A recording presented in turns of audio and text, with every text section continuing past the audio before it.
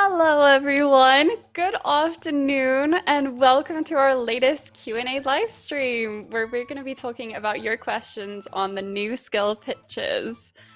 We released a vlog, if you didn't know, on Monday and we revealed 3 proposed new skills. So sailing, shamanism or taming. And if you have any questions that you'd like answered, make sure to ask us in chat at Oldschool RS. We'll do our best to answer them, although we do have some pre-prepared questions from looking at socials from the last few days. First off, I'd love to ask how everyone's doing. Are you excited about this week? How's it been? Ayiza, we'll start with you first. I'm not excited. Yes, also extremely nervous, pretty tired. It's been a long week, but a very enjoyable one at that. So no complaints. Definitely not complaining about it. Overall, though, the week's been pretty good. It's been amazing to see the reception to all of the pitches that we've put forward. I've been pretty surprised with the responses that we've got to certain pitches and which one seems to be the majority favorite, and how every day that passes and new information that we share, people's opinions seem to be swaying. So it's been a wild ride trying to stand up with things, but thoroughly enjoyable. So thank you so much, everyone, for being as involved as you have been. It's been incredible to see. Agree on that one. I mean, the community sentiment changing day by day, but I'm so happy that people seem to like all 3 of them, for the most part anyway. So Elena, how's your week been? How's everything? Yeah, pretty much in the same boat as Ayiza. Honestly, I'm excited about the new skill, but also at the same time, it's been just so overwhelmingly much to deal with this week in terms of feedback. But that's a good thing, you know. I'm continuously amazed by how passionate the community really is, and time again, you show that. So yeah, it's just amazing to see how many people get involved and get excited about and taking up, spending their free time discussing these new skills. It's just amazing to see. Awesome. And Kieren, how's the reception been for you? What do you think? What a crazy week. It's so busy. We were just talking before we joined the stream, like we've done something pretty major every single day. But obviously it's just been so much to read through, the posts on Reddit, Twitter, social media, everywhere. Like it's amazing. It's exhausting, but this is kind of like what we love doing, right? This to me is like, gosh, we are this community driven game. We do polls, we speak to the community, we are driven by what you guys say. And this kind of screams that to the maximum, really, in how we've approached this. But I just feel proud, like the culmination of so much effort that's gone in by the team to even get us to this stage. So no, it feels good. It still feels early. Like this is kind of just the start, right? We're trying to get settled down onto whichever skill goes to the next stage. But in theory, that's the start of the journey still, and we're getting close to that kind of proper starting point.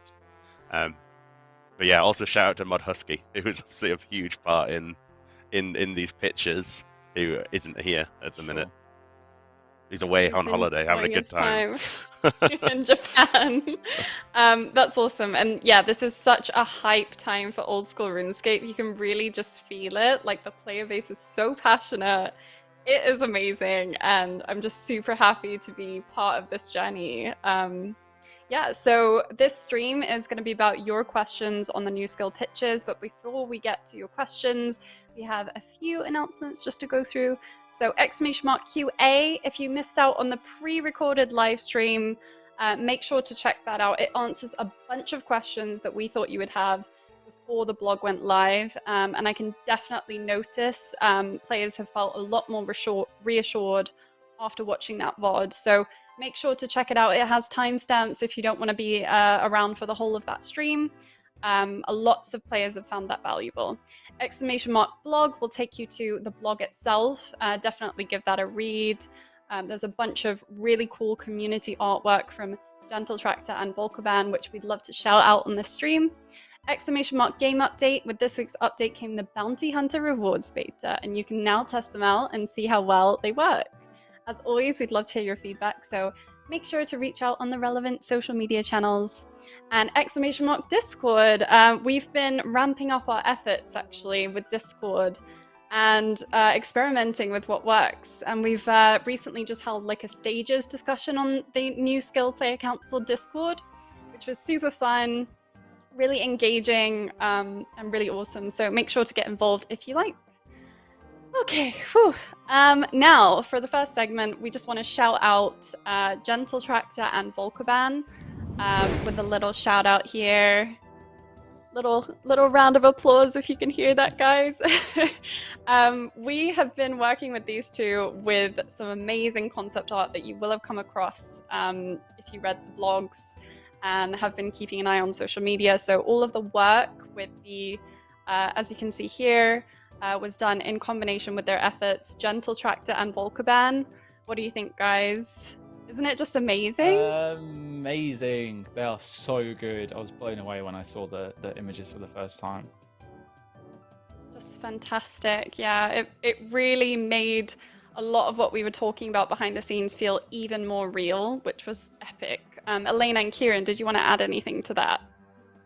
I love them so much. I think for those who aren't familiar, we've seen in the past by Gentle Tractor a few like similar looking player-made concepts for new skill. Bard was one of them, for example. And so being able to work with Gentle Tractor now to create that familiar format, but in an actual like official presentation, is really cool. And Volcaban's made these like really cool bigger pictures that really, to me, they just sell that dream that we've been trying so hard to really, you know, explain to you guys, I suppose. It's just, it hits different when you see it, you know, so I just love them. Yeah, so that's so good. And I think this kind of echoes what I was saying earlier, like even the community have been involved in helping to sort of communicate these pictures to the wider player base, and so it speaks to the very essence of like almost what this game is nowadays. But gosh, isn't the art good? And as Elena says, a familiar format for people who've often seen a lot of skill suggestions on Reddit or anything else that matter, right? Brewing suggestions and all sorts of things have come in this kind of format. But I love that we've got this whole package, right? You've got like the blog if you want really a bit more in-depth reading. You've got these images for ease of reading in a format you're used to. We've got the pitch videos. Like, we've really tried to hammer it out in lots of different ways so that you can get that information in whatever way suits you. Absolutely. Yeah, I notice a definite difference in terms of like this visual format works really well for players. We've also got the video format. So shout out Volcaban and Gentle Tractor. You are the MVPs with the community concept art. We really appreciate it. And you can find their social media links by using !Volcaban and !GT. So make sure to let them know what you thought of the work. It's obviously stunning. So please do send your well wishes to them. They're valued members of the community. So thank you so much, guys. All right, without further ado, let's jump into some new skill pitches questions. Can I just do one small announcement before we do? Oh, just yeah. Before? Ayiza, take it away. All right, just really quickly, it was added in, and it's a really good thing for us to remind everyone about as well, though. But if you didn't see it already, there are some socials posted out and an updated blog put out in regards to Jagex accounts. There is an ongoing open beta at the moment where we're looking to invite people into the Jagex account system, which allows you to migrate your RuneScape account over to a Jagex account. And that brings a whole host of improvements. Most importantly of them all are so many changes in terms of account security. A lot of the things that you've been asking for many years, they're finally here. And the best way that you can get access to them is by migrating over from an old school or a normal RuneScape account into a Jagex account. Today, we actually expanded the beta so that around 50% of all players have now been invited.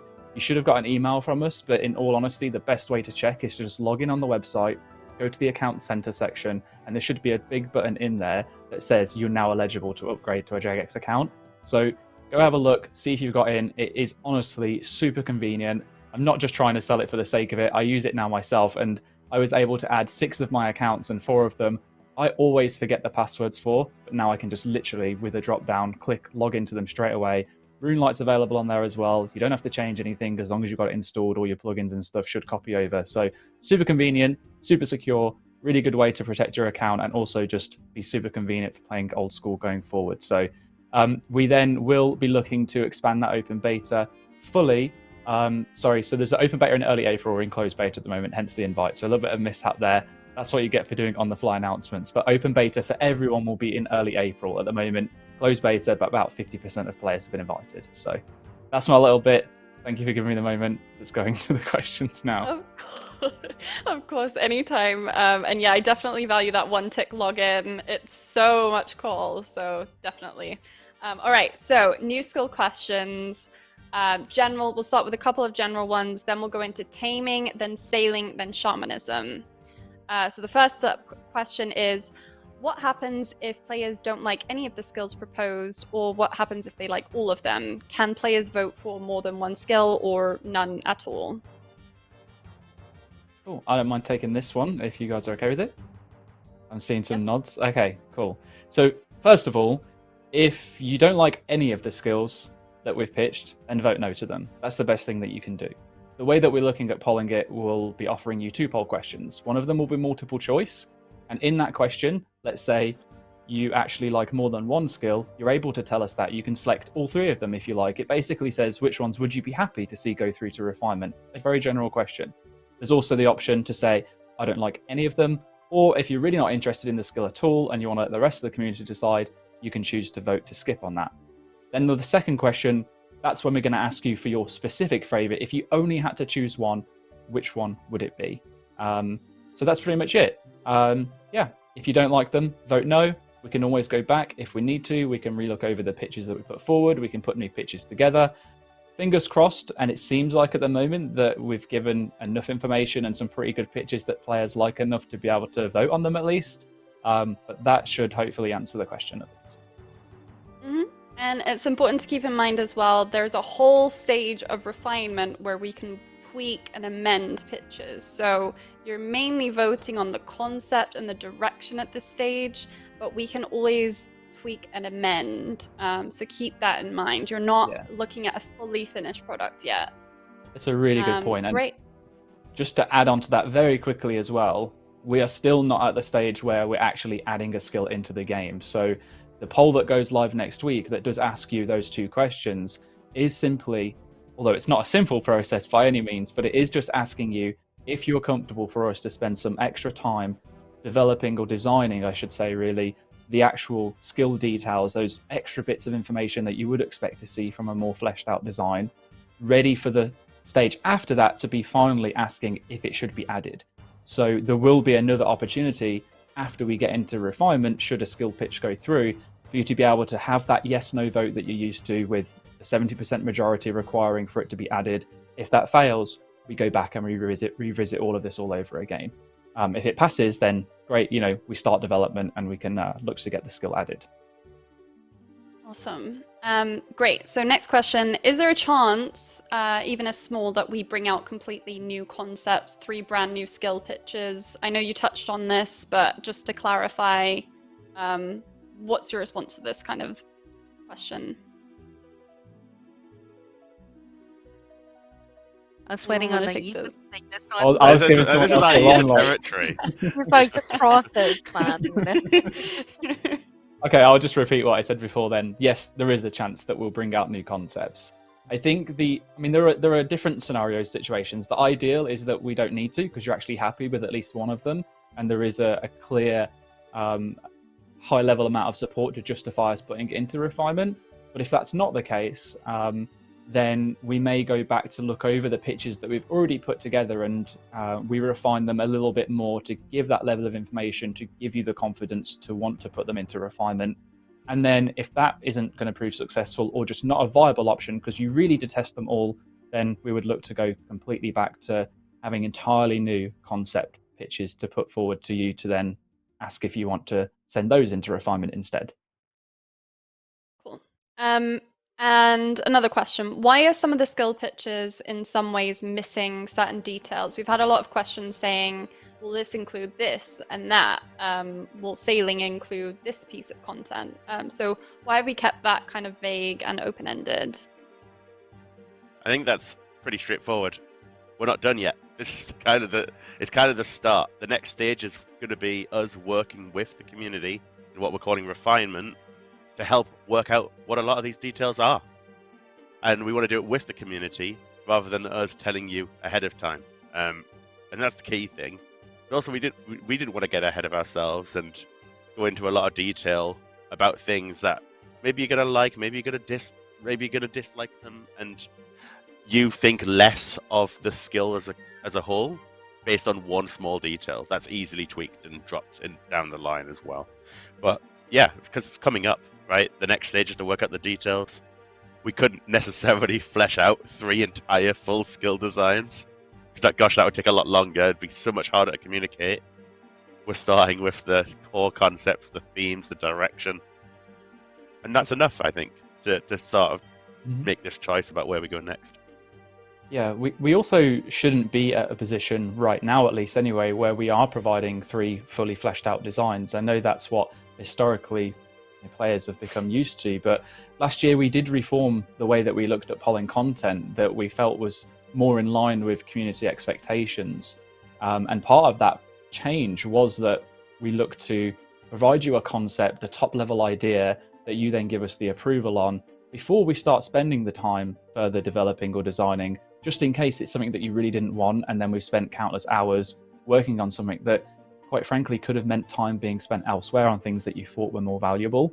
So I know it's a bit different because it's a skill and it's such a huge thing, but we are just trying to stick as much as we can as well to the new polling system so that when we get to the point of actually developing, we can bring you on that journey with us, incorporate your feedback, your design decisions, and then really have something that has been built for you, but also by you at the same time. So yeah, I definitely see the community as like partners with us in this, where like they're feeding into the design. So we're giving them a concept and a foundation, but the community is the ones dictating where we go with those skills. So I really like that. Right, conscious of time, so let's get into taming, because I feel like we haven't touched on taming enough, really. Let's talk about, firstly, why taming is so awesome in our eyes, and why players should vote for it.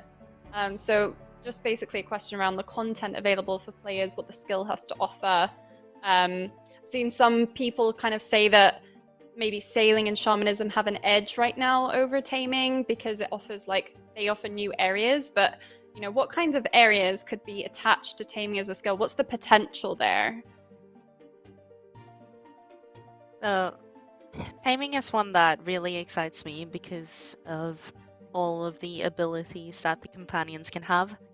That is very much like the reward space of taming, and I'll get into the training methods a bit later, but I think rewards are usually what appeals to most people first when they talk about any skill or activity in game, really. And with taming, having that companion follow you around potentially, and be able to do cool stuff for you is really appealing to me. Some of those things could be stuff like unlocking new areas that you mentioned. It could be assisting with existing activities in the game, like certain skilling activities, or even unlocking new ways to train skills, for example. And the way you train taming as well has the potential of taking you to new places, right? Say that we introduce new creatures that you can tame. Maybe those creatures are in a new area and you have to find that area to be able to tame them in the first place. And as for how you train taming specifically, we didn't go too much in depth about that in the blog and in the pitch, but we did mention a couple of different things that we potentially could do. And I see it a bit similar to sailing in this regard, because sailing also suffered from, we didn't really explain it, core training methods very in depth. But an example I could see from taming, for example, is imagine that you're in the desert and you've tamed, say, an armadillo or something that travels well in the desert, and your training method, so the way of getting XP and getting your companion XP as well, is by making the armadillo try to find a treasure in the desert, right? So you follow him around, he tries to dig a bit, oh, couldn't find it, oh well, we keep going, oh, there it is, pick up the treasure, hand it in somewhere, get some more XP, maybe some money from that. That's just one example of one way to train your companion, right? There could be multiple ways of doing that. You could have a similar loop in other places. You could come up with something brand new. Maybe it's navigating a maze. I know I'm trailing off on everything taming could do, but I find it a really exciting skill with a lot of potential that I think maybe isn't immediately intuitive to everyone. No, it's good. I think taming, like hearing some of the potentials, really excites me for the qual. Kieren, did you want to add anything, or Ayiza? I think it's that imagination of like what are the possibilities that you could do with your companions that you can't do today. That could well be like, what's the new type of fish you could catch when you've trained your companion up to be able to fish? Whatever it is, it could be new resources, it could be new areas. Like I've said before, I don't know. Obviously, again, we have no idea yet. This is before refinement. We don't know exactly what it would look like yet. But I kind of love the idea of you being able to like climb a mountain or enter a cave that you can't access as a human, but you can send your companion in to do something for you. Maybe even from a gameplay perspective, we like give you control of your companion, and it's like you're playing as your companion when you've got like, you know, a maximum bond with your companion, something to that effect. But that's again just an example. But I love that scope of opportunity because we could take it in so many different directions at that level. Obviously, that's mostly like reward space in terms of like what can you do once you've got a companion who's trained. But yeah, I think it's cool, and I really do think, you know, players are misjudging it when you compare it to summoning, because the similarities really, for me, stop at the point of, hey, you've got a creature out next to you. Absolutely. I think there's this natural kind of aversity to animal companions in a way because of the fact that we have, you know, kittens in game that are a bit annoying sometimes to train. Like rat catchers doesn't have the best reputation. So that kind of leads us into how are we focusing actually, like where's the fun? How is this going to be fun to train? So this one is something that we discussed quite a bit in Discord yesterday at the stages discussion, but I'm happy to reiterate, like, for me, it's so important that caring for your companion isn't tedious. Like, it shouldn't feel like a chore. It should feel like something that, you know, you put in the work, you get rewarded for it. And I think with kittens specifically, it just feels really annoying. And I think part of the reason for that as well is how passive it is. Like, you take out your kitten, it follows you around while you do other stuff. And then you don't really care about the kitten. It's just there while you focus on smithing or whatever it is that you're doing. And so whenever the kitten is needy, it like disrupts what you're doing because you're not focused on the companion, right? You're not focused on the kitten. And so I think the way I would go about fixing that, I guess, with taming is it needs to be active gameplay. It shouldn't be needy if you're not paying attention to it, you know, like if you're not interacting with it, if you're not actively using it, I guess, if it's not with you, then it shouldn't be needy. It shouldn't feel like a chore. It shouldn't impact your gameplay. That's the biggest thing for me. Like, it should be really closely tied to what you're doing. So, for example, say that I have, I don't know, a bear, and the bear can help me fish a new type of fish. And every time that procs, like maybe it's not all the time, but sometimes, like every time it procs, the bear can only do that like 100 times, right? Before it needs rest or before it needs, you know, some food or something. So I feed it, and then it can keep going. An alternative is, you know, say it was possible to use the bear in combat, and only if it's used, that's when it would potentially take damage, and I would need to heal it up again. And a comparison I did there yesterday in stages was, you know, when you're in combat and you take damage and you have to eat, is that a chore? Not really, so why should it be different if your companion needs to heal, right? That's the way I see it. Awesome. It's a really interesting take on the skill itself, and I completely agree with the examples that you gave. I think it really opens your mind as to the potentials of how we could make that fun and interesting and engaging to train. Because obviously the way that players currently experience it with things like Gertrude's cat and stuff is a completely different story to how we're imagining taming to be.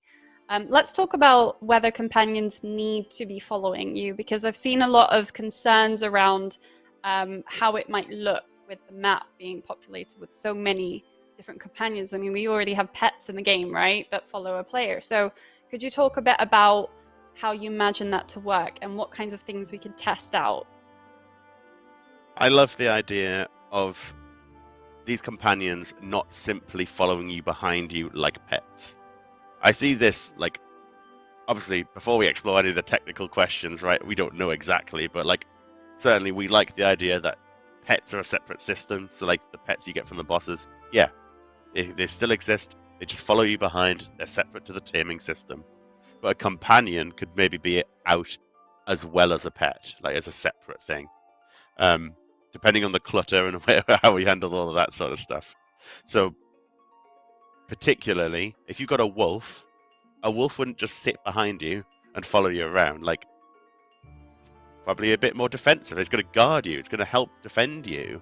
It's going to sit in front of you or by your side. Like, that, to me, has got to be the case for it to be more believable in that sense. So that means we need to add different behavior to different types of companion. It might be entirely different for a monkey versus a wolf, for instance. So, hell yeah, let's look into that. Give them a bit of a personality that they represent. So that's one thing. There is legitimate feedback about, like, how many companions are we going to see on screen. If I'm going to go to the Grand Exchange, is it going to be like a zoo? No. I think we absolutely have to look at that and make sure that it's not the case, because we don't want to just clutter the screen up with stuff that's not that important for you to see. It might be in some places you maybe only see your own companion. Who knows? We'll have to look at solutions for what that is, but I'm not worried about it myself. I also That's saw great some point. suggestions around the clutter management as well, that there could potentially be areas that companions are exclusive to, and it's only in those areas that those show. I do love the thought of being able to have your companion out alongside you, just generally adventuring across Gillinor, but I'm also personally quite conscious of the general clutter as well. And as Kieren just said, we all are, right? It's not just a me thing on that, but there are ways that we could look at addressing it. For example, if they all seem fitting, or if it was something that was going to be of a concern. But I did like the idea of just having, like, I think, Elena, one of the examples you've gave at some point was maybe there's a course of some sorts that your companion can complete, similar to agility, but it's a companion exclusive event, and maybe that's just where that companion stays, and that could be where its home is, that you have to build for it, and you only get that companion out when you go to do that ability, that activity, for example. Awesome. I just I wanted to love highlight taming. a really cool thing. Yeah, Lena. Sorry, something Kieren mentioned there was like the personalities of the companions. I think that's such a cool part of taming. The idea that, like a wolf could behave entirely different to a monkey, or entirely different to, I don't know, a crocodile, right? I think that's really where the excitement of many different companions can come in, especially if they have like quite niche but also quite nice abilities for you, because that creates a lot of diversity. Like, what I don't want to see is like everyone has the wolf out because that's best at everything. That's not cool. The cool thing is, like, when you see someone with, oh, that guy has like a bird following him, and that guy has a crocodile like waddling after him, and that guy has, what even is that thing? Like, where'd you get that? That is the cool part to me. I'd love Sorry, their I mean, personality to also be based off, like, how you've trained them. Like, everyone's crocodile is different. Maybe there's some underlying, like, seed, but beyond that, it's do you train them largely on like their loyalty to you or their aggression? Like, are they for combat? Are they for something else? Like, I think that's quite cool. you could take them different directions, so that it's not just a case of everyone has Roger the crocodile. Maybe your crocodile is different. Definitely, and I agree with Ayiza's comment there. I mean, I love taming in the sense that we're going to need a lot of the taming skill in order to tame this Twitch chat. Everyone's being so negative recently. Just chill. I regret saying that. There's been a lot of inappropriate comments made since. calm down, everyone. Stop being aggressive. Okay, so can we give some top-level examples of the qual from taming? So some players think that we've been a bit vague. We sort of touched on it earlier, but just like quick fire, some qual examples that players could imagine from taming. So I'm assuming you mean like in terms of their abilities, right? That the companions can have. Well, so Yeah. one thing we brought up yesterday in Discord was the potential for, say, a monkey to be able to pick up your marks of grace, for example. That's not particularly like meta impacting or anything. It's not hardly going to affect your XP, but it's just nice. Like you don't have to stop what you're doing, pick up the marks. You know that you're not missing anything because your little buddy got you, you know? Yeah, that's cute. And I'm sure there's a ton more things that we could do that aren't necessarily just flat buffs to stuff. It's like interesting niche uses, right? Absolutely. So I've seen like plenty of suggestions as well as like could the companion replace something that you normally do? Like could they dig for you instead of using a spade, like that kind of thing? Like could they take you up a ledge or like skip an agility obstacle? Like maybe instead of agility obstacles, like in some places you actually have taming obstacles and you need the right companion to cross them. Cool. Yeah, I mean, the sky's the limit in terms of possibilities, but it's important as well to remember that during refinement, we can speak with the players to work that out, right? It's not like players need to be worried about the animal companion abilities being too strong because ultimately they get a say. So I find that really, really reassuring in terms of making sure that the companion abilities are fairly balanced in terms of what the player base wants. How will players' existing pets work, do you think? Like, do you like the idea of existing pets becoming skins for tamed creatures or being completely separate? So this one's come up a lot, and it's something that before pitching we thought about internally, and we weren't sure, I guess, which direction to go with it. And so we decided to leave it quite open and rather like focus on it in refinement so that we can go with what the community wants, essentially. But the way I see it is there's two like main options with slight variations of those as well. But a big one is just you could have both out, right? You could have your pet, which is a huge achievement. Even though like the pets currently don't do anything, they're still cosmetic, they're cool, they're following you around, they're cute, etc.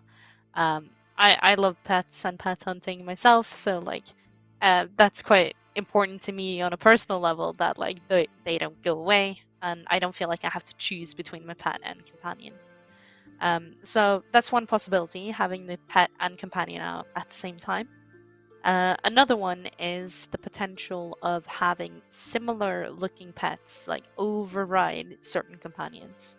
And the example I've been using so far is like, imagine you could tame a bear cub. And the bear cub could then be overridden by Callisto, who is, you know, a pet, I guess. A bear pet. And so what you essentially do then is you avoid the clutter because now you only have one NPC out instead of two. But at the same time, you get to show off the badass achievement of like, yeah, look, I do have the pet. So, yeah. Cool. Yeah, that's reassuring. I saw a few comments about, you know, like devaluing existing pets, but I don't think we're looking to do that. We're definitely still looking Absolutely to not. incorporate. Yeah, awesome. Another one is, did you ever consider mounts as an option in taming or like the travel potential? So quite early on, we talked about it a bit, and we were like, could like mounting be a skill? Behave, Twitch chat. You said it. That's it. We're done. I know. Just gonna end stream here, honestly. No, but really, we talked about it. We talked about mounts in RuneScape. Could it work? Potentially. It would take a lot of testing and failure, and at this point, like, we're not 100% sure if we could do like a traditional mount system. And so it's something that would have to like try ourselves before we can really promise doing that. The alternative is obviously like doing something similar to how we do, I guess, travel in game currently. Like if you're following or flying with the giant eagles, for example, technically that's a mount, sort of. It is an animal that carries you from one place to another. We also have like the magic carpets. We could do like pre-made routes like that. But whether you would have like a mount that you could control, probably not. But I wouldn't exclude it, honestly. We would just have to try it You before I gave- can promise it. You gave the example in the Discord stages chat yesterday of a bird, like a rare bird that could take you to the top of a mountain top. So that's like a pre-made thing. Introduces a new area, an interesting way of travel. I think that was a really cool idea for taming, that like you could do that with animal companions. So Yeah, that's cool. absolutely. Last question is, last question for taming, was taming in any way inspired by the popular community suggestion of ranching or animal husbandry? Is there any possibility of like breeding your pets and getting resources from them? Yeah, so I quite like that pitch actually. And I would say part of it was inspired by it. I think the big thing for me is when I think of like breeding pets, I think of farming basically. And just generally like animal husbandry. That sort of area feels very farming to me. And so what I didn't want us to run into was feeling like the skill couldn't really stand on its own. Like it didn't have its own training methods. It's just a part of farming, right? And so that's why we kind of adapted it to not go heavily that way. But I could easily see there being, you know, a crossover between farming and taming that does introduce ranching or animal husbandry down the line. Very interesting. Very cool. I'd love to see what Twitch chat thinks, and just see what you guys think about that. Quickly go back to the previous question, just very slightly, because I was keeping a keen eye on Twitch chat, and I just want to clarify the point around mounts as an option for us in taming, and Elena discussing it. Just keeping in mind that us discussing it internally doesn't mean that that's something that we would want to necessarily see happen. It was more of a, if this comes up from the community and they really ask us to do it, would it be possible for us? As opposed to, we think this would be a really good addition to taming, so we're going to explore it as a possibility. I think the general consensus that we got was that mounts don't really feel like an old school thing, which is why it would take so much time and effort and development to be able to make them feel like they could work.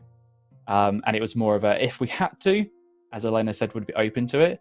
But I don't want everyone to come out of this and think, oh, taming means that down the line, we'll be looking at mounts added into old school. It was literally just a case of, if there's a huge demand that comes of it, we try to think of so many possibilities that the community might ask us when we come out with the pitches, that we just wanted to be prepared enough. But it's not a indication of something that we necessarily feel like that we would want to add or feel like should be added. But that's the whole point of consultation. It's the whole point of going into refinement. At the end of the day, if there's overwhelming support for something, it's in our best interests to at least explore that for you at the end of the day, if that's what you wanted. But I gather that from Twitch chat, most people weren't really massively in favor of the idea of mounts anyway, but I just wanted to make sure that no one came out of this thinking, that's it, I'm sold against taming now, I'm anti-taming because I don't want mounts, because that's absolutely not the thing. And if something like that was to happen, we can assure you that's something that would get voted on during refinement and stuff and like that beyond. So thank you so much for clarifying that. Yeah, awesome. Cool. So we only have a little bit longer, I guess. So let's talk about sailing, guys. Who wants to talk about why sailing is awesome and why players should vote for it in the upcoming poll? What do you want to do this one, Ayiza? Do you want to do shamanism? I'll go. You can take this one. Yeah, I just spoke. I'll give my voice a rest. Imagine all the things you can do on Gillinor, on the land. Imagine what you haven't discovered in the ocean and at sea. Because to me, that is the essence of this. There's a huge amount of the world that you've not been able to discover. Having a sailing skill will mean obviously we need to go and spend a lot of time on the ocean and sea and pack it full of interesting things to actually discover. That to me is the essence of why I think I dream, like where the dream of sailing comes from. It's like, gosh, we could discover all this stuff. That to me is the exciting bit. What are those random islands that you've never been to before? What's that sunken treasure in the middle of the ocean? What if you could sail with the Fremenix and go fight down a fearsome beast on an island somewhere, right? Like, I think there's all sorts. I love this idea of the Fremenix, which is why I keep coming back to it. It's not just about the piracy like sailing, right? Like, it could be the big rowing boats with loads of Fremenix in a ship. That's really cool as well. Like, there's so much we can explore, and I think, honestly, it could be really, really cool. There's a lot to work out. I think sailing, quite reasonably, is certainly the biggest technical challenge for us. But we know that the skill will get the right commitment, right resourcing. We've already had some exploratory conversations with like our tech teams and so on about how can we make the ocean look better and feel more like it's real. And from a gameplay perspective, we know we've got to do something far better than what's in Bon Voyage and like the fishing trawler and so on. And we can. There's no doubt about it. And that'll be a big part of the topic of refinement if we go through with sailing. But to my point about the world, it's essentially a world expansion with a skill as one of the core tenets of it. That's why it doesn't feel like a mini game. It's more world. It's more RuneScape. You're on the you know, it's not instance. You're on the real world. You can see people fishing at Catherby. All these sort of things. Like, yeah, sorry, I'm just blabbing at this point and going into lots of other territory, but I think the potential of sailing is so massive, and that's both exciting and terrifying. Love it. And yeah, the memes I've seen, like I've seen hashtag scurvy pill, like the amount of potential memes involved with sailing is amazing. So yeah, Just here for the memes. Love it. Yeah, like I'm just in my head, I've just got the Ocean Man song playing, and I can just see crabs on beaches and everything, and it's amazing. Sea Shanty 3, like, Sea come Shanty on. 3. Do it for the memes, guys. All right, big question in the community: is this going to be instanced content? Are islands permanent locations, or are they procedurally generated, or is there a mix? So, I guess I can just quite shortly say it's permanent. The idea is to have the sea be similar to the regular land that you see right now in the game. You'll be able to take off from like a port and sail to an island, and then next time you go, you can sail to the same island, or you can try to find a new one. It's not procedurally generated. But yeah, I know that that's something that a lot of players think, and it excites people to think that, because I get the appeal of like ever-changing content, right? It's something we talked about internally, like could we do proc gen, right? Procedurally generated stuff, and it's not something that we wanted to sell, I guess, or like have be part of the skill initially, because we think that the sea just has so much potential on its own. But that's not to say that we couldn't do it down the line. It could be an update to the skill, for example. I'm a big fan of sort of like roguelite dungeons and that kind of stuff. And I was wondering, like, how could that work with sailing? It would be interesting to explore for sure. Yeah, and on the point around instance content, I think we've said already, at least in the stages and knowing the blog we released today, that the intention is for it to be just the same as the open world. So it wouldn't be instanced. You would see other people out at sea. The dream is that you'd be able to be fishing at Catherby and see someone on the sea in a boat whilst you're fishing, and be able to interact with them just in the same way you would as if they were stood next to you fishing at the same time as well. One thing that Husky mentioned in the one thing Husky mentioned in the pre-recorded video that we did the other day was like, what if you could customize your ship and, you know, like the sails of your ship and display your clan logo on those sails? I think that would be such a cool thing. Like, imagine your entire clan just sailing away. Like, that'd be awesome. Like an armada of ships. Well, I'm loving all the pug chants in the chat. People are definitely inspired by this skill. Let's talk about how this is not a mini game. So we did survey players about what a mini game feels like, so that we can make a skill really distinct from it. And I did see, a few people referring back to our old pitch in 2015 and comparing them. So why is sailing in the 2023 version not a mini game? I guess straight up, it's not. That's the first thing I'll say. Pretty factually, matter of fact, Love it is that. not a mini game.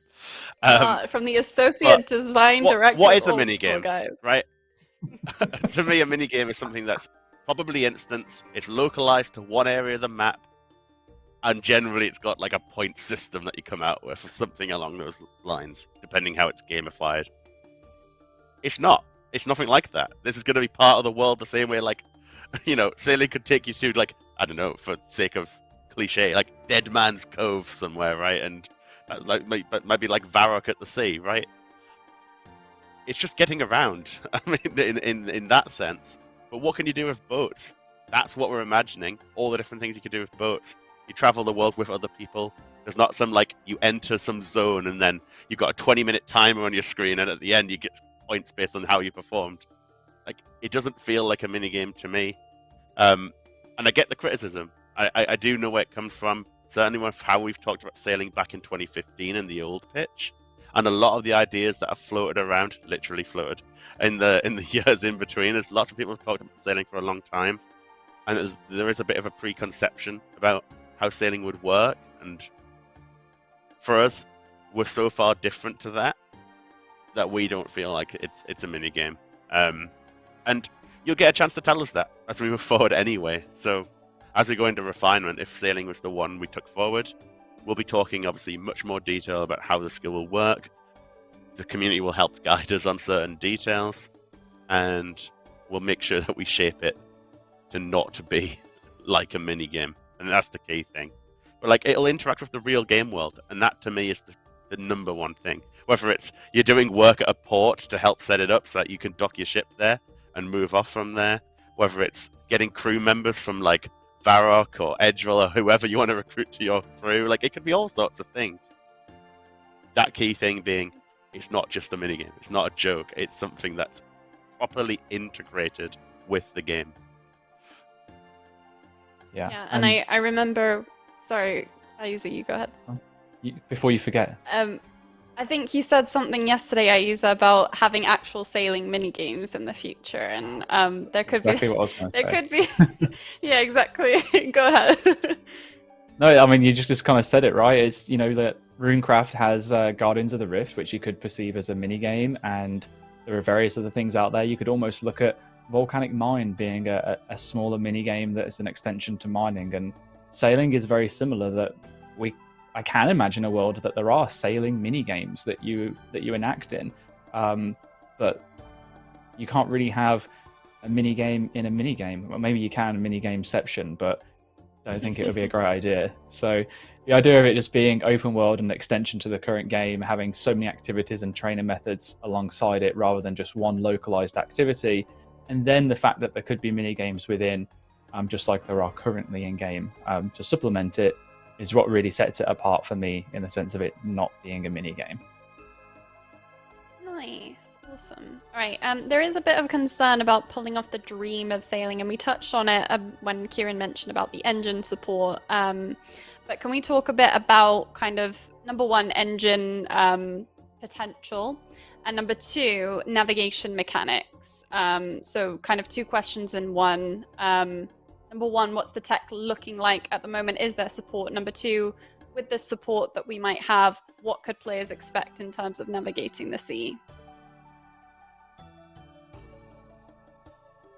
I guess I can take this one. Husky spoke a bit about this in the pre-recorded video, but I'll try to reiterate some of what he said. Essentially, we are quite open to putting a lot of resource into figuring out how to best make the sea feel like the sea, essentially. Because right now, the sea is really boring in Old School. Like, it's just the water texture and it's flat. Like, that's nothing like the sea at all.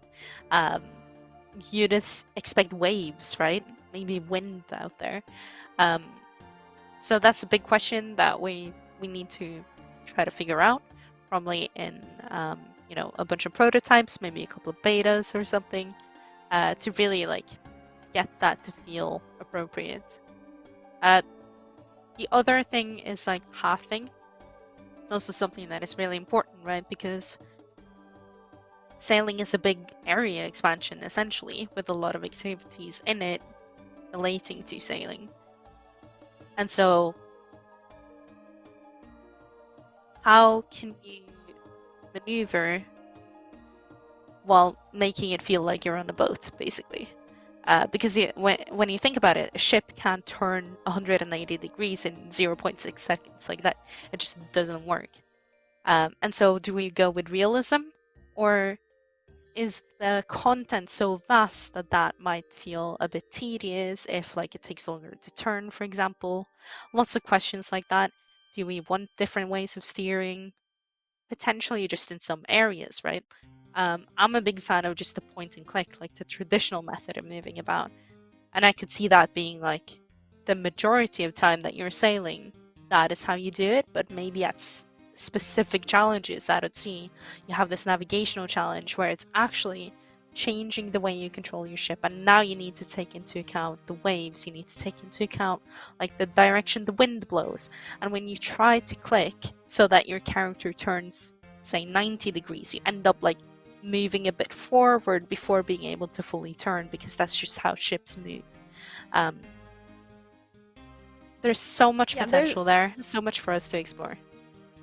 I've seen a bunch of player concerns about like the mechanics that we currently have in games. So, you know, the way that you use balloons and things like that, like the Bon Voyage quests. And so I just want to put those worries to rest in terms of like navigational mechanics. Do you feel like you're going to be able to do a good job at making it sort of enjoyable, if that makes sense? Like, will players be able to potentially test it out and see what feels right?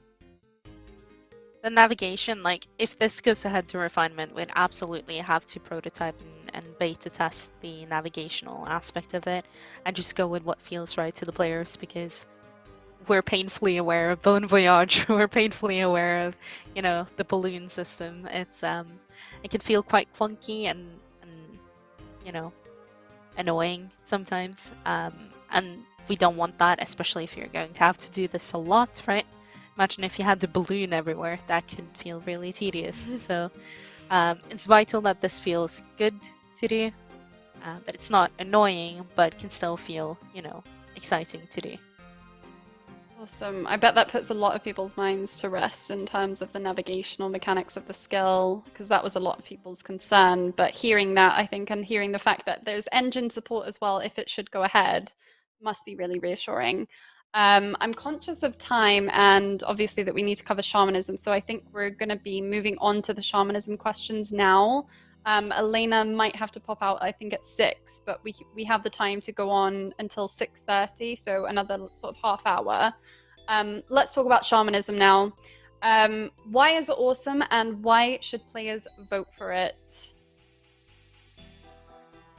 I reckon you should tell us, Mudlight, because you did such a good job with the initial pitch. God, I can't remember the original video. Okay, well, for me, it's our wildest pitch, and it's something different, you know? It's the spirit realm. We're not looking to make you guys sort of go 420 blazing it across Gillinor and having hallucinations or anything like that. But we are looking to bring you something different, something unique. And there is this desire in the community for something brand new. I mean, we've seen skills that are just sort of like from other games like RS3, we've seen past pitches, but shamanism, nobody was expecting it. There was one comment on Reddit with the word shamanism before we actually published the blog. And this is something brand new. This is something unique. It's something that offers something that no other skill currently does. At present, it's offering you the ability to augment gear, which we know is a big deal, but knowing that refinement is a thing, we think that we could strike a really good balance in terms of making it rewarding and also making it balanced at the same time. So yeah, it's something that came out of community consultation. We put it to the devs. We said, can you make a skill that is natural, potentially has an item saying enhances gear utility, and this is what they came up with. And the spirit realm, I think, is something really, really cool. It's inspired the art team so much with what we could do, and I'm really excited to see people loving it so far. So that's why I think you should give it a shot. If that's cool. And it's also a familiar gameplay loop as well. I've seen a lot of people reassured about the gameplay loop of Shamanism in terms of it feels so familiar to people in old school. So yeah, Shamanism, y'all. There you go. Definitely nailed that. Like, put on the spot and just nailed it, honestly. Third eye. I don't want people to think that we're part of the Illuminati, though. Like, that's not what we're trying to do here. But it's very cool, very interesting, very unique, and I'm so loving the reaction to it so far. So yeah, I'm pumped, guys.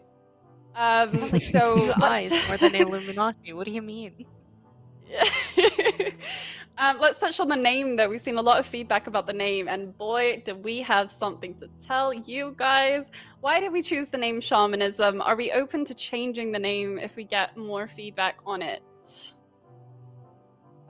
I mean, yes, we are open to changing the name, but this one has been many, many weeks worth of discussion and trying to figure out what was the best. If you haven't already, checked the blog out that released this afternoon just before the stream went live. You can see an image that Elena shared yesterday in our stages discussion that goes over some of the name potentials that we had. We knew going into pitching a skill, based off everything that you told us, that the name had to be simple, it had to clearly define what the skill is, it should feel old school. And initially, Shamanism just, in my opinion at least, doesn't do that. It's weird when you first hear it. I had no idea what Shamanism was. I was a bit like, okay. But then when I started being told the pitch and it was explained to me in more detail and I understood what exactly it entailed, you know what? It started to grow on me. And now, don't be influenced by me. Make your own opinions. But I actually really like the name. I think it fits exactly with what we're trying to achieve with Shamanism. And the more I say it, the more I like it, which is weird because I really didn't to begin with. But Shamanism generally, the issue that we're facing at the moment, and again, just a caveat, we're completely open to changing the name. But have a look at that blog, because I assure you, the suggestions that you put forward in chat that we're seeing, we've already discussed. We've already went over. And those conversations have happened internally where someone has said, what have you thought about this? And then that conversation goes into a massive circle and then someone else does the same thing and it doesn't end. But back to the point of the issue being that the way that the pitch has been brought together, and obviously we can change that pitch, but the thematics of it fit really well into the name now. And if we were to change it, then we would have to look at changing the skill quite significantly. We're obviously featuring things like the spirit realm quite heavily as one of the aspects to Shamanism. And if we moved away from that and went into something more like witchcraft, for example, we'd have to change the spirit realm from what it is and offer an alternative. Also, like witches in Old School are perceived very differently to how they are in other fantasy games. Similarly to like Druidcraft was another name that came up, and Druidcraft has pretty heavy association to herbalism within Old School, and Druids typically wouldn't have access to something like the spirit realm.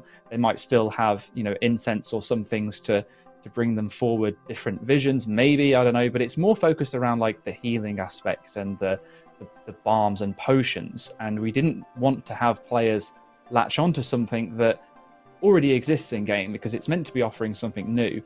And already we can see, with taming ties to how you could include that in Hunter, and how sailing could just be an addition to the game anyway, and Druidcraft could just be an expansion to Herblore, whereas Shamanism really offers something unique that doesn't exist currently. And that's why we went with it, knowing that it would be a bit of a risk. but we just couldn't come up with a better name. But definitely open to alternate suggestions, and we've been seeing all of them come through, so we'll continue to read through them too. Perfect. I Thanks just for want to that, reiterate Ayiza. what you said there about like the name kind of growing on you. So I wasn't sold on it either initially, and I helped make it. Like Curse and we sat down and we were like, okay. So CM went and told us that we need to make a skill that is magical and also natural. How do we do that? Well, Yeah, literally. And so, you know, shamanism was what we came up with. We talked about druidism for quite a bit, actually. But then we wanted to add something more, and we found shamanism to be, you know, what we wanted to go for. And at that point, we were like, okay, is it the right name? Because we had like the name as a work in progress, I suppose, while we fleshed out what do you actually do in the skill, and then we went back to the name and went, okay, do we still want this name? Does it still fit what we're trying to do? Yes or no? And ultimately, we just stuck to it because it really does fit the thematic. And I think because it's our wildcard pitch, because there is a brand new like gathering and production element both in one, it doesn't necessarily suffer from having a bit of a mysterious new name, right? Because I think it almost would suffer more from having a very basic name because you might assume what it is and not realize the intricacies of it. Shamanism kind of grabs your attention and pulls you in and makes you actually, you know, look into it. Shamanism. I've never heard of that. Let me read the blog, you know? So I think, yeah, it's in a weird spot, like Ayiza said, would be down to changing it if needed, but, you know, I'd encourage people to just kind of have a think about it, you know? Let it sit for a bit, see if you like it more. With that said, I'm afraid I'm going to have to leave you guys because it's already 6 o'clock and I need to go. But it's been a pleasure being on, and I hope you have a lovely half hour more with our lovely Gmods and lovely chat. So, Thank Carol, you, thanks for Elena. Hi, having me. Elena. Thank you so Bye, much for Elena. joining us. Thank you, Queen. Okay, Whoa, great. new Well, Man. we're, New view, we're new me. zoomed in now. Cool. So I've seen a couple of comments in chat saying, you know, let's get over the name now. So let's talk about item augments because this has been a Oh, big boy. conversation in the community, and we want to address that. We want to talk about it. So understandably, item augments, when you hear it, you think power creep. And I want to talk about how we're managing that problem, specifically around people who've highlighted, you know, I don't want to do a raid and feel like I need a higher shamanism level in order to be competitive in that raid. So let's talk about that. Do item augments necessarily mean flat damage increases? Could they be something, you know, different and more niche? I think we keep coming back to it, but there could be anything at this point. And in refinement, if we go forward with shamanism, the community will get to tell us whether they want augmenting to even be a part of it in as a whole. I think shamanism can perfectly exist without it entirely, and we could explore something else for the reward space. But even if we do go with it, there's a huge scale to how important we make it a part of the skill. It could be small little niche quality of life aspects. It could well be full blown, like you can enhance your gear and equipment, it affects combat and so on. But I think we're extremely cognizant of this like fear of missing out feeling that shamanism, we don't want shamanism or taming or any new skill we do probably to feel like you absolutely have to train it to be the very best equipment and gear for a raid, for instance. Because essentially, if you needed 96 shamanism to get the best enhancement for like your scythe, and that made it the best in slot gear somewhere, you kind of make shamanism almost quite like a combat skill. Like you have to train it to be good at combat. Now, skills already do influence the game, and they absolutely should, because a skill shouldn't exist by itself. It should be interwoven into the game and different systems touched by it. So I think that comes down to us being smart about where you do this, how powerful those effects are, and also what the requirements are, right? It's a very different situation to say it requires 96 versus it requires 70, right? 70 isn't asking the world. Most skills you can get to 70 relatively quickly. So the equivalent is something like us saying, hey, if you want the best potion in game, you need 97 herblore. You can make it. It's untradeable. Gosh, suddenly you need herblore for a lot of things. We've done it in a few places, like it's unique to Chambers of Xeric, but it's different to it being global across the entire game. And that is the other aspect. If it's untradeable, then yeah, you would require the skill. If it's tradable, you can always buy it from somebody else who's trained the skill. That's how a lot of other stuff in the game works. So we've got an awful lot of options on this like augmenting system, but we don't even have to have it at all if the community doesn't want it. Yeah, absolutely spot on. And like adding to that as well, we don't have to necessarily see augments as being combat only. I know that that's the first port of call because it's a main concern, but if we were to use skilling as an example, and this isn't to just replace one reward space and put it into another, but we know out there that the community has a desire for some form of skilling improvements because we saw it when we offered the Ruinous Powers prayer book. We initially polled if you wanted some of those prayers to feature skilling improvements, and quite a large majority, overwhelmingly so, in fact, said yes. The reality was that when we looked at actually designing it and putting it forward, I think we can all agree that it didn't really seem to fit to be included as part of a prayer book. But something like augments seemed like a pretty reasonable and, in fact, pretty nice way to fit that in. So we could look at having niche skilling improvements or enhancements that come from shamanism as opposed to combat. And if we did want to look at combat, one of the ways that we can manage the aspect of power creep, outside of what Kieran's already said as well, is looking at the potential of things being short-term use, temporary use versus permanent, or even just adding niche effects to combat equipment. With the Bounty Hunter Rewards beta that's out at the moment, you have access to a whole plethora of weaponry that has been updated based off the imbues that we're looking to add as a reward from Bounty Hunter that primarily affect PvP, but they will have uses potentially outside of the game if players were to want those to happen. And they've gone down pretty well. They don't encroach on current best-in-slot existing gear, but they bring new life into old gear that you wouldn't have otherwise used and would now use in different scenarios. So there's so many opportunities for us here. It really, without trying to just play it safe, it comes down to what you want at the end of the day. But I think what we're trying to highlight here is that that's something that we're really, really super aware of on our side as well. And we want to make sure that we get it right. And hopefully this bit of conversation has helped address the fact that at least we're thinking about it. It's not something that we're just going into blindly and just completely ignoring. We know that it's a thing. We know that there's potential. So we'll have to tread really carefully. But I'm confident that we'll be able to get it right. And I saw a few people mentioning in chat in regards to augments generally, and I think this is a really good point to bring up as well. Oldschool is very much a familiarity type of game, right? You see someone wearing full bandos, you know what kind of equipment stats that they have and what their potential max hit might be. Similarly with any other weapons, the cosmetic overrides, they typically keep the same appearance of the item, they just change the color. And that's important, and that's something that we want to make sure that we maintain as well going forward in Oldschool, because it really is a core part of the game.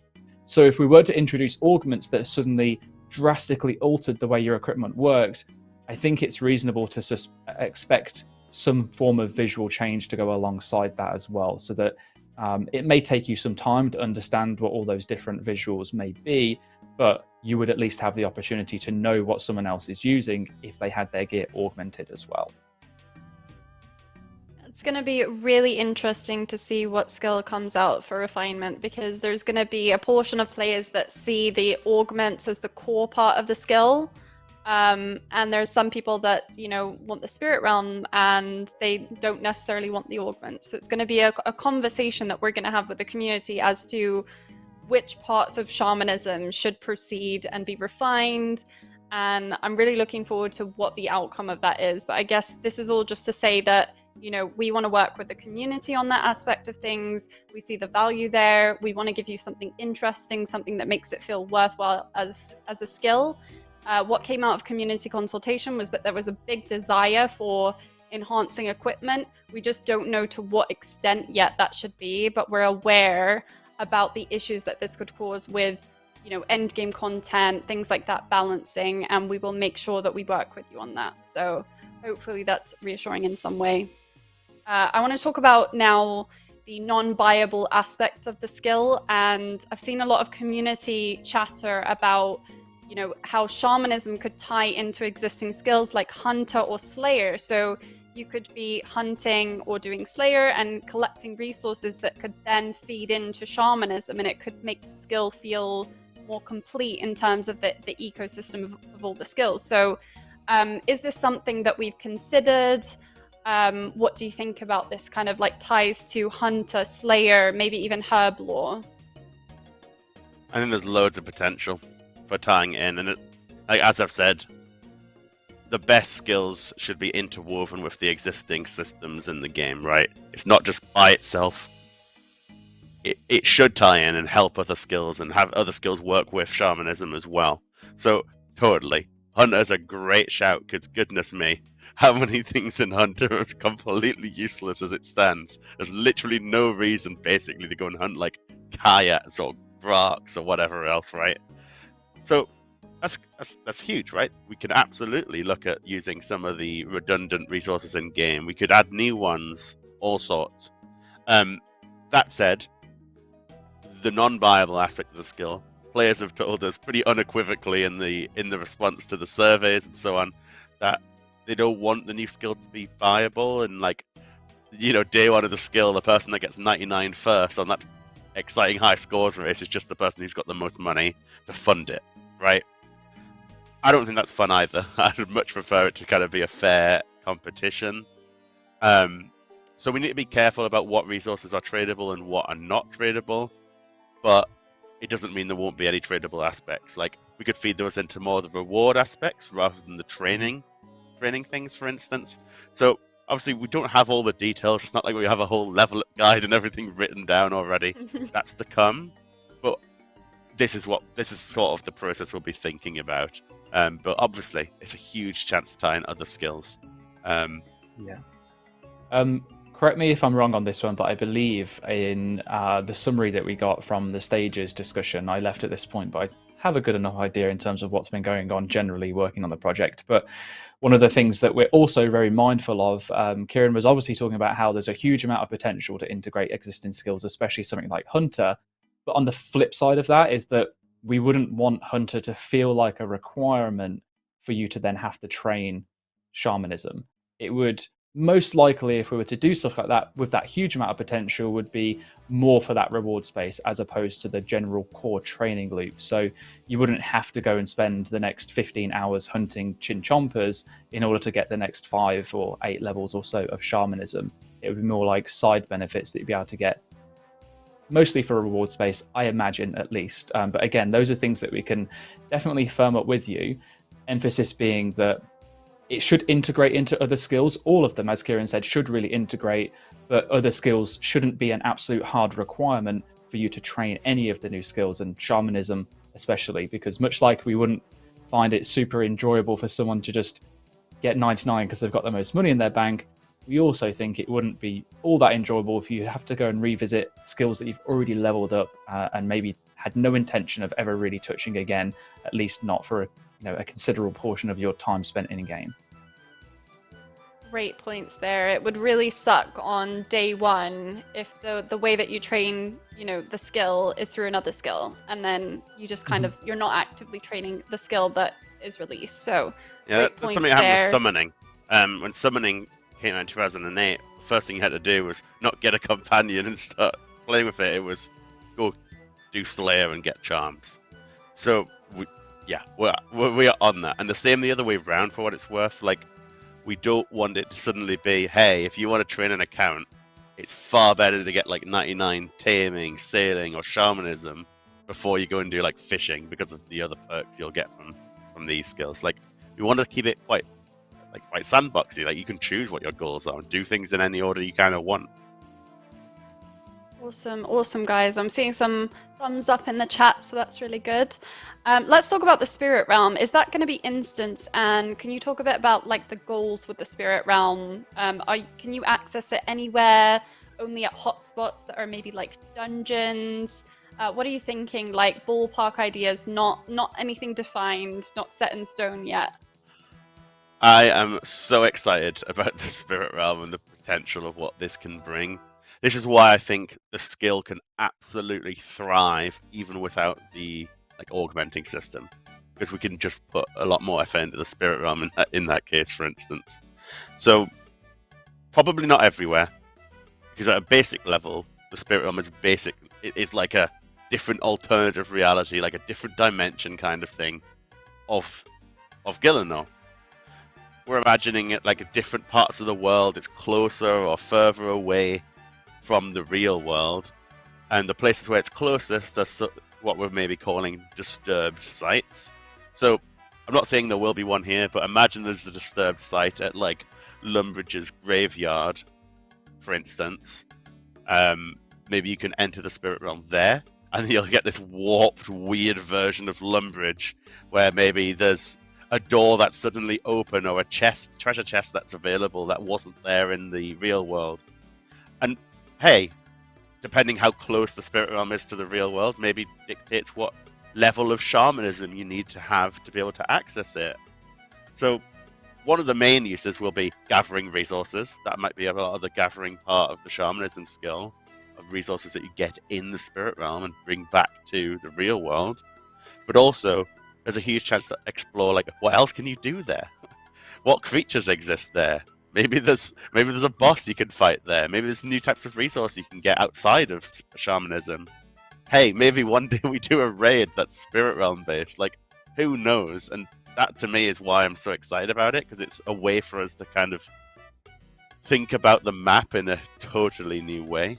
So yeah, probably a little bit more like hotspots, and rather than the whole world, because simply put, we probably could not recreate the entire map size of the world in a spirit realm form, but certainly certain areas and so on. And we'll have to think about the rules, right? Like, is it a portal you go through, or can you just chop and change anywhere in that region? Like, there's a lot to work out, but I really think that's cool, and I really like you can play with puzzles and all sorts of different things, and like, yeah, it's quite cool. It's definitely the part of shamanism I'm super excited about.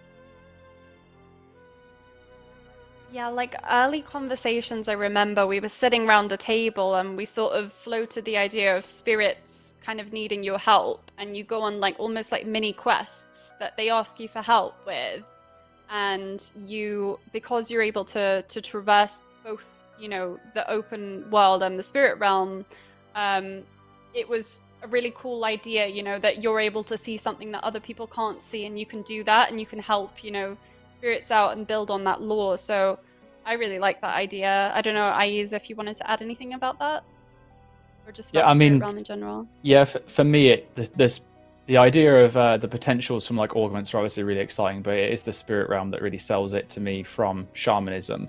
And I just love how every time we talk about it, the first example is, oh, a door that's open, locked in the real world is open in the spirit world. I'm like, okay, that's a good for like setting the pace, but my god, can we give a better, more exciting example? Because we always then lead on to it like, what about a raid or a dungeon that's only... And I'm like, okay, let's start with that, because that sounds so much cooler than a door.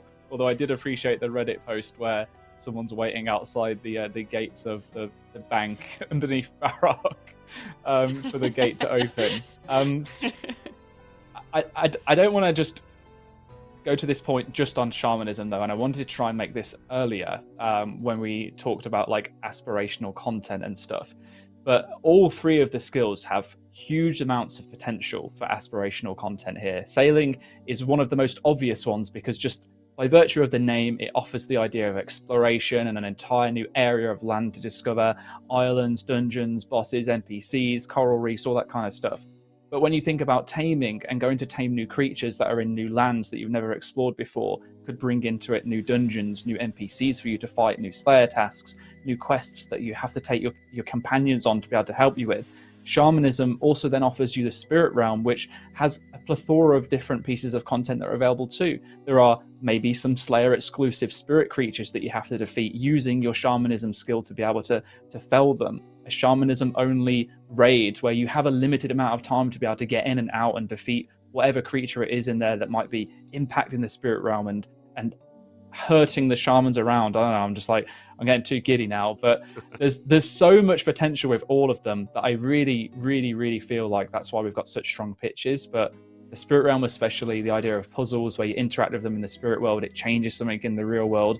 Or maybe there's just some like really cool quirky things that we can do that, I don't know, this is again a random example, a random idea, but one of the quests that exist in the game at the moment, what if you could just do something a little bit differently if you had a shamanism level? So we can alter existing content where you don't need to have shamanism for it, but I don't know, crap example, but it's for some reason it's just the one that's in my head right now because we talked about puzzles. But like when you're doing Monkey Madness and you have to complete the puzzle for the glider, but what if in the spirit realm you don't have to do that because you can just traverse straight to like Apatol or something like that? As I said, crap example, but I thought about puzzles, but the possibilities really are like endless in terms of what you could do with it, and I really like that. It's a huge amount of excitement. The fact that you can bring out so much more lore, new NPCs, and things to interact with is just really cool. So yeah, sorry, I went off. absolutely love that, Ayiza. No, it's so cool, and it's like during refinement we can sort of like touch on a bit more, and then but it's also that possibility of content beyond. Like these are skills, these are things that we can build on in the years and years to come. And there's so much room there for like content drops, content launches. Like it just gives us that pathway to do that, and I just absolutely love that. So all three, as you said, have that potential, and with shamanism, with the spirit realm, we just have so much potential to build on that and explore that. There's so many ties to existing, you know, lore and things like that. So very cool. We are actually getting close to time. I don't know if we want to answer some quick-fire Twitch chat questions, or if Kieren, if you wanted to add anything. We have if we're going to go to Twitch chat questions, let me just first say, like, we believe all three of these skills are totally viable and can be incredible additions to the game, which is why we've pitched these three, right? We've had lots of other ideas. We've really dug deep. So, you know, as much as like we're excited about all of them, and we're trying to tell you the benefits of each of them. Like, no matter which wins, we're going to be so happy, like, because it's just such potential, whichever one goes forward. So yeah, we believe in all three, and it is so exciting to be able to finally talk about them all. Because like so many of these ideas, like, gosh, what if there's a raid at the sea? What if there's a raid in the spirit realm? What if you can fight a raid with your companions, or a companion-only raid, like with taming? Like, we can explore these kind of aspirational things, team no of matter 5 which companions, way we go. And you have to battle an Elite 4 version of bosses. Oh gosh. And you've had to train them. Maybe you can use this magical candy to like level them up. But genuinely, I'm buzzing because it's just, no matter which wins, like there's so much potential for like where we go next. There really is. Anyway. And you can vote that you liked all of them, by the way, guys. Like we said this at the start, but there's a multiple choice question for a reason. We want to know what you think about all of the skills, but we obviously want to know which is your favorite, because we're only refining one at this stage. So just one is going to go through to refinement. The poll starts on April the 4th. So hopefully this Q&A has helped. Sorry, Ayiza, what were you going to say? I was just going to say, I just saw a couple of questions come up in chat, and I thought I could just quick fire a few out if others wanted to do the same. I just had two that I thought I'd quickly read out and then answer immediately. The first one I saw was from NoWay137, and they asked, would there be PvP with sailing potentially? And just talking on that, there has been discussion internally in terms of like, could we make PvP work in sailing? And caveat, it would not, if it was ever going to happen, it wouldn't just be like you're out at the sea and it's PvP enabled everywhere. But I can imagine that there is just like a dangerous area out in the sea that's got no rules, and it is similar to the wilderness, just out at sea, but without all of the current restrictions in terms of like the wilderness law and association as to why it's the way it is. I think that would be really cool, something to explore. Could definitely be an option for sure. Also, I saw another question Waterness. from Someone said in the chat. Waterness. Yeah. Fair. Yeah, I'm not sure where we're going with that one. Super P also asked if there would be quests on release of the new skill, and I think we've spoken about this briefly before, but maybe not in this stream at least. But I think we imagine that for each new skill that we introduce, there would probably be like an introductory quest to kind of like explain the basics to you, especially as they wouldn't be incorporated into something like Tutorial Island. And outside of that, well, I think the possibilities really are endless, that in the future and beyond, we could have skills that do require you to have that skill. Maybe the quest is focused entirely around the skill itself, like some examples I gave about shamanism, or there could be a taming specific, or even a quest that's out at sea, for example. So definitely potential for it there. But at least to begin with, it would just be a case of adding them to explain it. I don't know, maybe Kieren or Light, you could touch on this one, but I don't believe we would be looking to retroactively change existing skills to existing quests to incorporate the new skill. It would be more about new skill additions, if anything. Yeah, there's no chance we're going to go back and say, like, hey, this quest suddenly has a sailing requirement or something like that. Cool. Awesome. Any Those are the two I other saw. questions for the last 3 minutes? I saw someone say, "Can we get all 3 skills?" And I wish. maybe if the community really likes it in the future. Not right away. You Let us. No, okay. Sorry, I do over a long period of time. But like, do you really want to sign the two of us up to be working through adding 3 skills and refining them at the same time? No, I've only got so many years left of my hairline. That would destroy it completely. Yeah, but something I do want to say is we are very aware that the first new skill has to be something really special, and we've seen that in the feedback, we've seen that in the survey. You guys have such high expectations, and we want to match those expectations. So whatever skill it is, we want to make it like as good as it can be. And whichever one goes forward, the team are so passionate and good designing this stuff. Like, we are going to deliver whichever one goes forward. But it's not just, this is not the end of the road, right? We obviously are talking about this as the first skill. If everyone likes it and it goes well, there's no reason why we wouldn't be talking about another one down the line, right?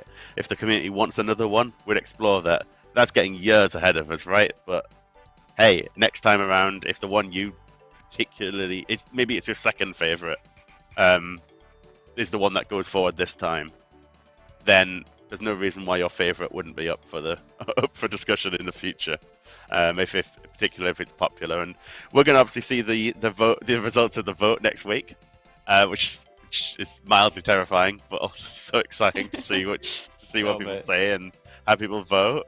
But like, if you're happy with all 3 of them, vote yes to all 3. If you're happy with 2 of them, vote yes to both of them. Ultimately, obviously, we're keen to move forward with the one that best represents what the community want to see.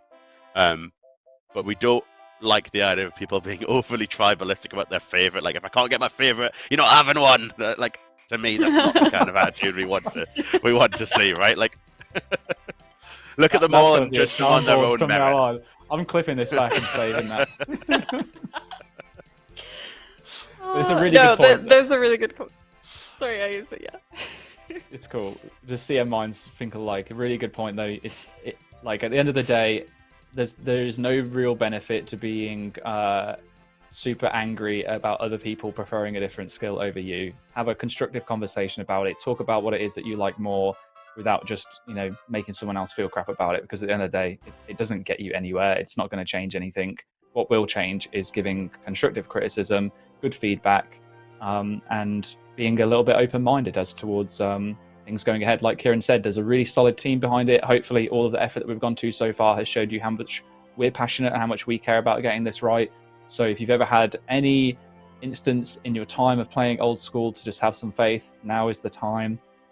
We want to do this right. Absolutely want to do it right. We know how important it is. Poll goes live on Tuesday. It will be live for just over a week, so plenty of time to be getting voting as well. And I believe, not to steal your thunder here, Mudlight, but there'll be a AMA on Reddit on Monday next week. with some of the JMods. Yep, hopefully. Yeah. So head to Reddit, our favorite platform, guys. We will be doing an AMA love with it there. you. Oh, yes, we do. Yeah. But no, that's maybe a chance to get all the questions we couldn't answer in the chat, 'cause it's obviously a bit different when we're live and we're having to talk, but it's super easy to type. We're all, avid typers from our times at Falador, so we can get a whole bunch answered then. Awesome. I'm really looking forward to it. Thank you, Twitch chat, for being so wonderful. And thank you, yes, Kieren and Ayiza, and Elena, obviously, who's left, for being such wonderful guests and answering all the questions. Can I do one last announcement before we wrap up? Yeah, I just for sure. rehash what I said. Sorry, I'm going to be that guy. But if you haven't already seen it, we put some socials out. We've updated our news post. Jagex Accounts is currently in closed beta, and we've just expanded it so that 50% of all players have been invited. Let me just tell you now, and I'm not saying this to be a shill, it is serious. All of the times that you've been asking for improvements to our systems, especially around things like account security, well, they're here now. Jagex Accounts brings in the majority of those things that you've been requesting. It is the safest and most secure way to play old school. It's also super convenient because you have the ability to just click play at an instant and it will load up your client of choice, whether that be the normal client or RuneLite. All of your settings will populate over. So if you want to check if you've been invited, you should have been sent an email, but honestly, the best thing to do is just log into the Oldschool website, head to the accounts section, and right there on that screen, it will show you a button that will say you're now eligible to upgrade to a Jagex account. Check out the blog that is on our webpage at the moment. It's literally on the front page. I think it's like the second listing. It was updated earlier today. It shows you all the screenshots that you need to look out for so you can see if something's legit. It will tell you all the steps and everything you need to know about. But seriously, super, super, super, super, super convenient. Is quite literally the best way to make sure that your account is secure as possible. It puts you in a position where realistically you are the only person that will ever be able to recover your account going forward. So make sure you have a check. It's going into open beta in early April, so everyone will be able to have access to it then. That's all I've got to say for now. I find it genuinely awesome. I've really enjoyed today's stream. Thank you. And if there's anything anyone else wants to say, I'll stop talking now. I also love the Jagex accounts. I've been using it. I mean, not to just follow on and carry on shilling, but I've been using it since I've been able to. We got the first access to stuff, but like it is so much nicer to just have one account, handle everything, and just be able to just one click and be in the game. It's really convenient. But on the topic of the skills, I'm so excited. As you can tell, I've tried to be like try and calm down how excited I am, right? But it genuinely is like a really big moment for this game. I mean, Oldschool's 10 years old. That in itself is astounding to me.